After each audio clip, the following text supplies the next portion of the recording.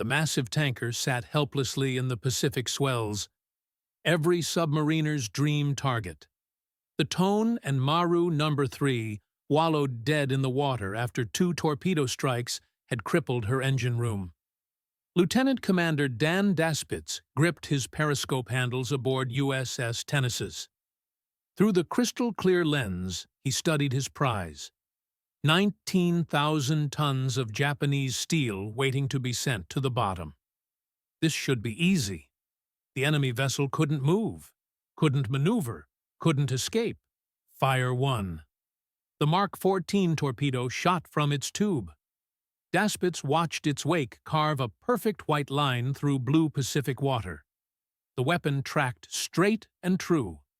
Impact came with a solid metallic thump that echoed through the submarine's hull. Then, silence. No explosion. No towering waterspout. No death throes of a dying ship. Just the gentle sound of waves lapping against steel hulls. Daspitz frowned. He'd witnessed a perfect hit.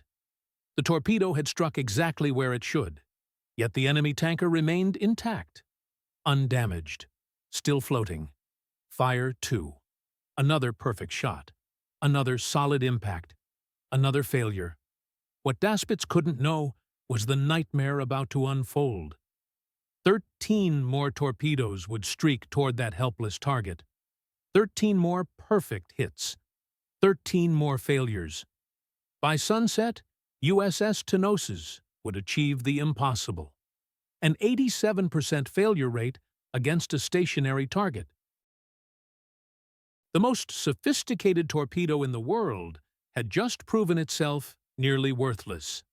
8,000 miles away in Pearl Harbor, salvation waited in the calloused hands of an unnamed machinist, a man whose illegal act would transform the Pacific War, a craftsman whose name history forgot, but whose innovation would save thousands of American lives. The statistics painted a devastating picture. Since December 1941, American submarines had fired over 800 torpedoes in combat. 640 had failed to explode. Perfect shots wasted. Golden opportunities squandered. Enemy ships sailing away from attacks that should have destroyed them. Of the first 97 torpedoes fired by American submarines, only 3 enemy vessels were sunk. The Imperial Japanese Navy dismissed submarine attacks as minor irritations. American boys died because their primary weapons didn't work. The Mark 14 represented 2 decades of naval engineering. Its development began in 1926, when the Bureau of Ordnance set out to create the world's most advanced torpedo. 21 feet long.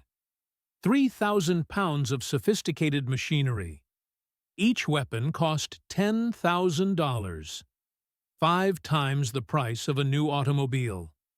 The revolutionary Mark 6 exploder featured dual detonation systems. Magnetic influence detonation would trigger beneath enemy hulls, breaking their keels. Contact detonation provided backup through direct impact. The magnetic system was so secret, no maintenance manuals were ever distributed to submarine crews. Here lay the fatal mistake that would haunt the Pacific Fleet. The Bureau conducted exactly 1 test in May 1926. 2 torpedoes fired at a derelict submarine. 1 failed completely. The second exploded. With a 50% success rate, the Bureau declared their weapon ready for mass production. No additional testing occurred. The United States submarine force entered World War II with weapons that had never been properly evaluated. Combat revealed the problems immediately. 1 week after Pearl Harbor, USS Sculpin fired 8 torpedoes at a Japanese freighter. 7 missed completely. The 8th struck squarely amidships and failed to explode. The enemy vessel continued on its course, undamaged and unconcerned. Similar reports flooded submarine headquarters across the Pacific. Torpedoes ran too deep, passing beneath their targets. Others detonated prematurely, exploding hundreds of yards short of enemy ships. Most frustrating were the duds. Weapons that struck perfectly but refused to explode. The Navy's response defied logic and common sense. They blamed the submarine commanders. Admiral Robert English, Commander Submarines Pacific, consistently defended the Bureau of Ordnance. He accused his own skippers of poor training and lack of initiative. The torpedoes were perfect, he maintained. The problem lay with inadequate marksmanship and improper maintenance procedures. This created a deadly feedback loop that cost American lives. Submarine commanders knew their weapons were defective. They reported failure after failure. They begged for modifications or replacements, but regulations forbade any changes to torpedo design. Meanwhile, Japanese convoys continued crossing the Pacific, their cargo holds filled with resources that would kill more Americans. USS Wahoo provided the most damning example. Under Commander Dudley Morton, she fired 4 torpedoes at a Japanese destroyer from point-blank range. All 4 struck their target. None exploded. Morton told his frustrated crew they might as well throw rocks at the enemy. Even when Admiral Charles Lockwood conducted unofficial tests, proving torpedoes ran 10 to 15 feet deeper than their settings indicated, the Bureau dismissed his findings. By mid-1942, over 800 torpedoes had been expended in the Pacific War. 80% had failed to function properly. The expert consensus from Navy leadership remained unchanged. The torpedoes were mechanically perfect. The crews were incompetent. One submarine commander captured the frustration in his patrol report. "We're fighting 2 enemies out here, the Japanese and our own Bureau of Ordnance. At least the Japanese are trying to kill us honestly." The stakes couldn't have been higher. Every failed attack allowed Japanese reinforcements to reach critical battlefields. Every enemy ship that escaped carried ammunition, fuel, and supplies that would be used against American forces. The torpedo crisis threatened the entire Pacific strategy. American submarines represented the most advanced underwater weapons in the world. Yet bureaucratic incompetence had rendered them nearly useless. The refusal to acknowledge obvious problems bordered on criminal negligence. Pearl Harbor Naval Shipyard hummed with desperate activity in September 1943. Damaged torpedoes returned daily from failed patrols. Submarine tenders worked around the clock, trying to maintain weapons that fundamentally didn't work. Among the lathes and drill presses worked a civilian machinist whose identity remains unknown. No fancy diploma decorated his workshop walls. No engineering degree validated his expertise.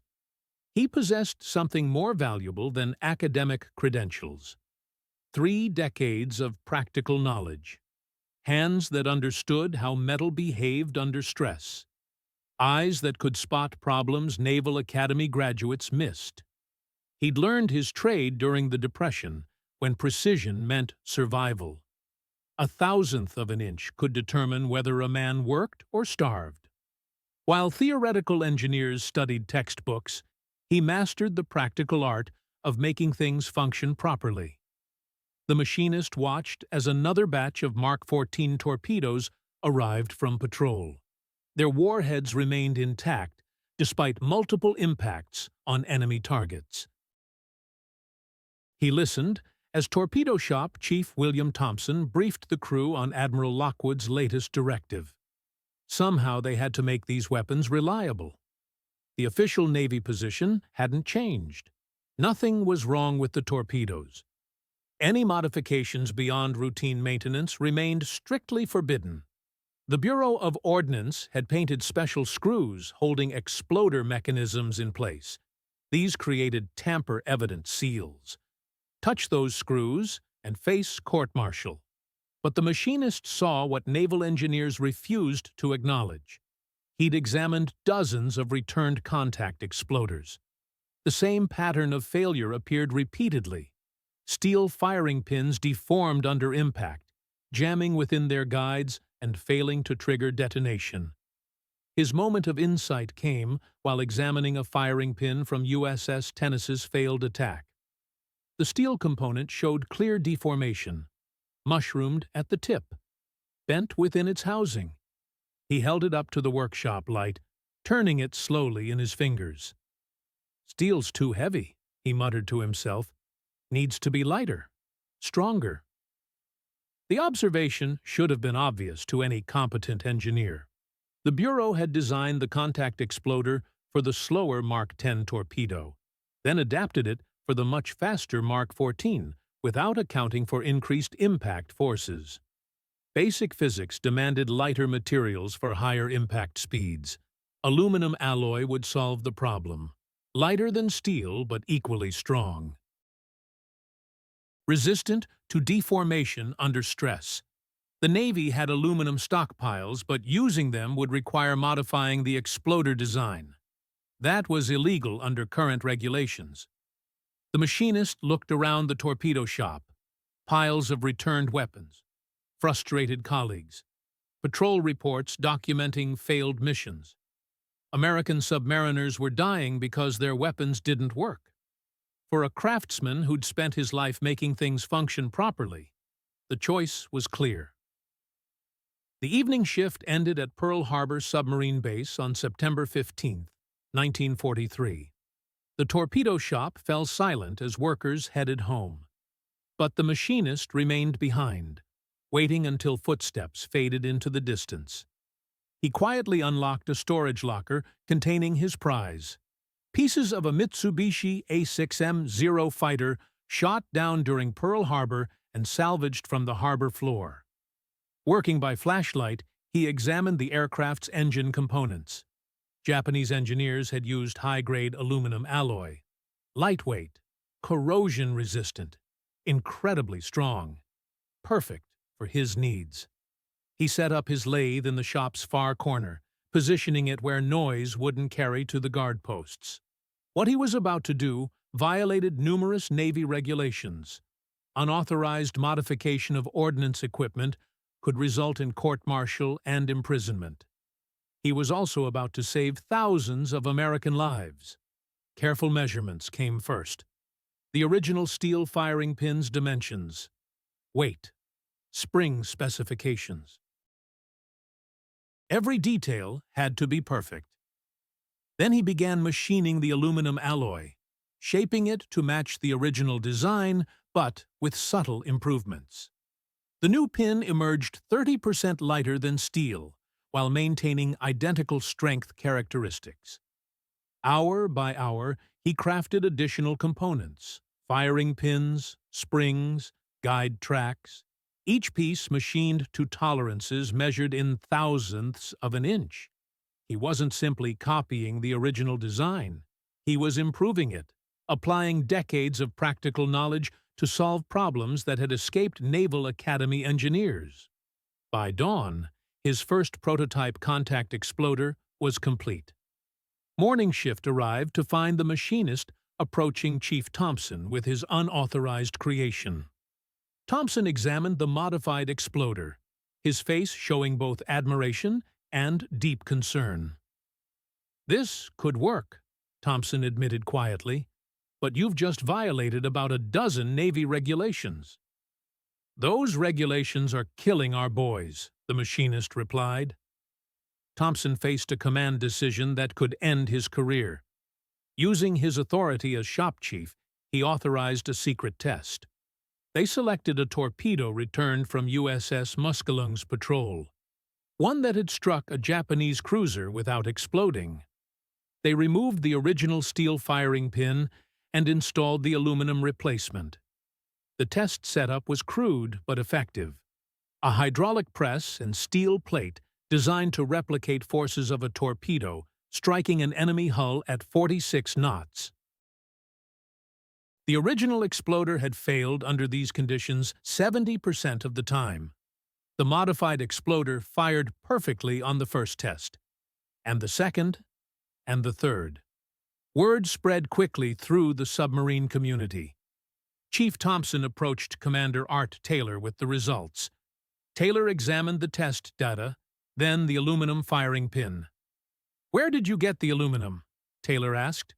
"Shot down Japanese fighter." Taylor's response echoed through the base. "That is illegal as hell. Do it again." Admiral Charles Lockwood entered the Pearl Harbor conference room on October 3, 1943, carrying a manila folder that could revolutionize submarine warfare or end his career. Seated around the table were Bureau of Ordnance representatives, including Captain Ralph Christie, who'd defended the Mark 14's design for 2 decades. "Gentlemen, we need to discuss the contact exploder problem," Lockwood began. Christie's response came immediately. "There is no contact exploder problem. The issue lies with improper maintenance and poor marksmanship." Lockwood opened his folder, revealing photographs of deformed firing pins and test data from aluminum modifications. "These results say otherwise." The room erupted in angry voices. "This is completely unauthorized." Christie slammed his fist on the conference table. "Your people have violated explicit orders." "My people have solved a problem that's been killing American submariners for 2 years." Christie stood, his face red with bureaucratic fury. "Those torpedoes were designed by the finest naval engineers in the country. They've undergone extensive testing at Newport. The specifications are perfect." "Then explain USS Tenosis Patrol. 15 torpedoes fired, 13 hits, 2 explosions, against a stationary target. Equipment malfunction, poor maintenance, substandard training, or substandard torpedo design." The argument escalated as other Bureau representatives joined Christie's defense. They cited regulations, design specifications, theoretical performance data. They questioned Lockwood's authority, his testing methods, even his loyalty to Navy doctrine. But Lockwood possessed an ace that trumped all their arguments: Albert Einstein's analysis. The Bureau had consulted Professor Einstein at Princeton about the firing pin problem months earlier. His conclusion was devastatingly simple. Steel pins deform under high-speed impact. His recommendation was equally clear: create aluminum components with improved structural design. Christie's face went pale. The Bureau received Einstein's advice, but deemed the physicist's recommendations irrelevant. "We considered his suggestions unnecessary complications." While my machinist actually fixed the problem. The debate raged for 3 hours. Bureau representatives argued that unauthorized modifications violated chain-of-command protocols and endangered standardization procedures. They demanded all modified exploders be recalled and replaced with original steel components. Lockwood's response was devastating. "Are you ordering me to reinstall defective exploders in torpedoes that will be used against enemy targets?" The question hung in the air like smoke from a fired gun. Every officer understood the implications. Ordering restoration of known defective equipment would constitute criminal negligence. Christie attempted one final argument. "The aluminum modifications haven't undergone proper testing protocols. We don't know their long-term reliability. We know the steel versions have an 80% failure rate. The aluminum versions have passed every test." At this crucial moment, Admiral Chester Nimitz entered. As Commander-in-Chief Pacific Fleet, his word was final. The room fell silent. "Gentlemen, I've reviewed the test data and patrol reports. Admiral Lockwood, your machinist has accomplished what the Bureau failed to do. He's made our torpedoes work." Christie made one last desperate appeal. "Sir, these modifications violate established procurement procedures." Nimitz cut him off with icy authority. "Captain Christie, our submarines have been going to war with defective weapons for 2 years.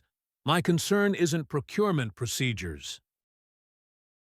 It's winning this war. The admiral's decision was swift and decisive.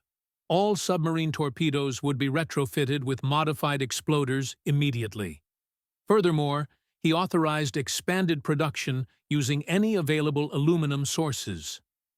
Christie slumped in his chair, realizing his bureau's reputation lay in ruins. 2 decades of design work had been overturned by an unnamed machinist working with scrap metal from enemy aircraft. The illegal fix had become official policy. Within weeks, every submarine in the Pacific Fleet would carry torpedoes equipped with firing pins machined from Japanese fighters. USS Sculpin prowled Pacific waters 200 miles northeast of the Gilbert Islands on November 8, 1943. Commander Fred Conaway peered through his periscope at every submarine commander's dream. A Japanese aircraft carrier steaming directly toward his position. The Zuikaku, veteran of Pearl Harbor and the Coral Sea, cut through Pacific swells with destroyer escorts. Her flight deck bristled with aircraft. Her crew was unaware of the American submarine, lying in wait like a steel shark. "Battle stations torpedo," Conaway ordered quietly. What made this moment different was the confidence radiating through Sculpin's torpedo room. For the first time in the war, American submariners were loading weapons they trusted completely. Each Mark 14 carried a contact exploder equipped with the machinist's aluminum firing pin. Testing data throughout October had been remarkable. 94% reliability under all impact conditions. Compared to the original 20% success rate of steel components, the improvement was revolutionary. "Torpedo room ready, sir," reported Chief Torpedoman Jake Morrison. All 6 tubes loaded with modified fish. The aluminum exploders had undergone intensive testing at Kahulawe Island. Commander Art Taylor supervised dozens of test firings against steel targets. Results exceeded all expectations. Aluminum pins fired consistently and showed no deformation after repeated impacts. More importantly, the new exploders performed flawlessly at exact impact angles that had caused previous failures. The perpendicular hits that had frustrated USS Tennessee now resulted in devastating explosions. Range 1,200 yards and closing. Target speed 12 knots. Conaway calculated the firing solution with mathematical precision. Unlike previous attacks where commanders had to account for torpedo unreliability, he could now focus entirely on navigation and timing. Fire 1, fire 2, fire 3. The torpedoes streaked toward Zuikaku with deadly precision. Their aluminum firing pins, machined from Japanese aircraft wreckage, were about to exact revenge.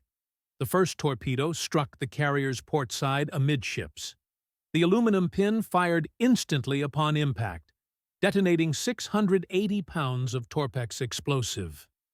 A massive fireball erupted from Zuikaku's hull, sending debris hundreds of feet skyward. The second torpedo hit forward of the island superstructure, punching through the flight deck and exploding deep within the ship's vitals. Aviation fuel ignited in a secondary explosion visible 20 miles away. The third torpedo struck destroyer escort Yamagumo as she turned to investigate. The aluminum firing pin performed perfectly, breaking the destroyer's back and sending her to the bottom within 4 minutes. But the most remarkable aspect wasn't the tactical success. It was the psychological transformation of the submarine crew. For 2 years, American submariners had approached targets with grim determination, tempered by knowledge their weapons might fail. Now they attacked with absolute confidence. "All torpedoes functioned as designed," Conaway wrote in his patrol report. "Contact exploders performed flawlessly. Recommend immediate implementation across all submarine commands." The success at Zuikaku represented just one victory in a broader transformation sweeping the Pacific Fleet. American submarines equipped with modified torpedoes achieved unprecedented success rates. USS Wahoo, under Lieutenant Commander Dudley Morton, sank 4 Japanese merchant ships in a single patrol, the same submarine that had previously watched enemy vessels sail away after direct hits. USS Silversides destroyed 3 cargo ships carrying critical supplies to Japanese garrisons. USS Tang began the patrol that would make her the most successful American submarine of the war. The transformation showed clearly in cold statistics. Before aluminum modifications, December 1941 through September 1943, American submarines fired 14,748 torpedoes. They sank 180 enemy ships. Success rate, 1.2%. After aluminum modifications, October 1943 through August 1945, submarines fired 8,214 torpedoes. They sank 1,198 enemy ships. Success rate, 14.6%. The Japanese response revealed the magnitude of change sweeping Pacific submarine warfare. Imperial Navy communications intercepted by American codebreakers showed growing alarm about submarine effectiveness. Rear Admiral Ryunosuke Kusaka wrote to Naval General Staff Headquarters, "American submarine attacks have become devastatingly effective. Previous nuisance raids have transformed into coordinated campaigns that threaten our entire supply network." Commander Mochitsura Hashimoto of I-58 observed, "The American torpedoes that once failed to explode now function with terrifying reliability. Our merchant captains report that submarine attacks have become death sentences." The most telling comment came from Captain Tamechi Hara. "Something has changed in American torpedo technology. Their weapons now explode upon every impact. We must assume every submarine attack will be successful." The human cost to Japan became staggering. Monthly shipping losses, which averaged 50,000 tons during 1942 to 1943, skyrocketed to over 300,000 tons by early 1944. Critical raw materials stopped reaching Japanese factories. Food shipments to island garrisons were cut by 60%. By December 1943, American submarines were sinking Japanese ships faster than their shipyards could replace them. The Pacific War had turned decisively in America's favor, thanks to aluminum firing pins machined from enemy aircraft by a man whose name appears on no official records.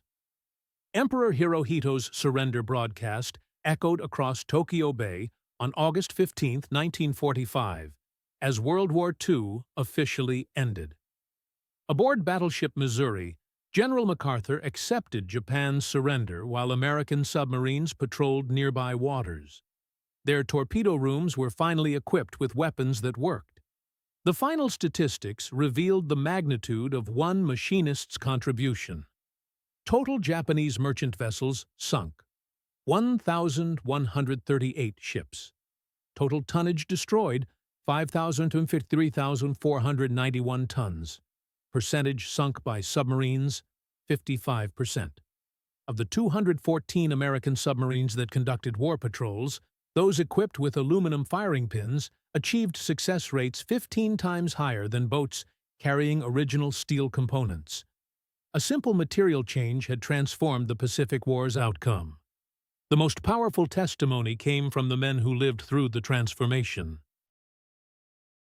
Torpedo Man First Class Robert Ward of USS Wahoo wrote to his family, "I can't tell you details because of censorship, but somebody back home fixed our fish.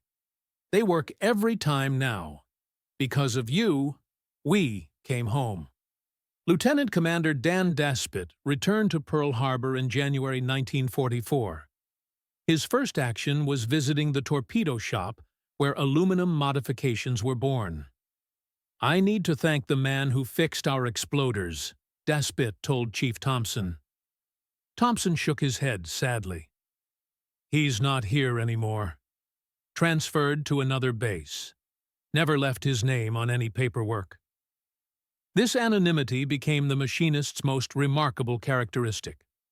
While Admiral Lockwood received the Distinguished Service Medal and Commander Morrison earned the Legion of Merit for solving the torpedo crisis, the man who actually created the solution disappeared into history. No photographs document his appearance. No service records preserve his identity. No medal citations honor his contribution. The machinist who saved thousands of American lives and helped win the Pacific War remains officially invisible. Post-war investigation revealed the aluminum firing pin design was so effective it influenced torpedo development for decades. The Mark 48 torpedo, America's primary submarine weapon from 1972 to present, incorporates firing pin technology directly descended from wartime aluminum modifications.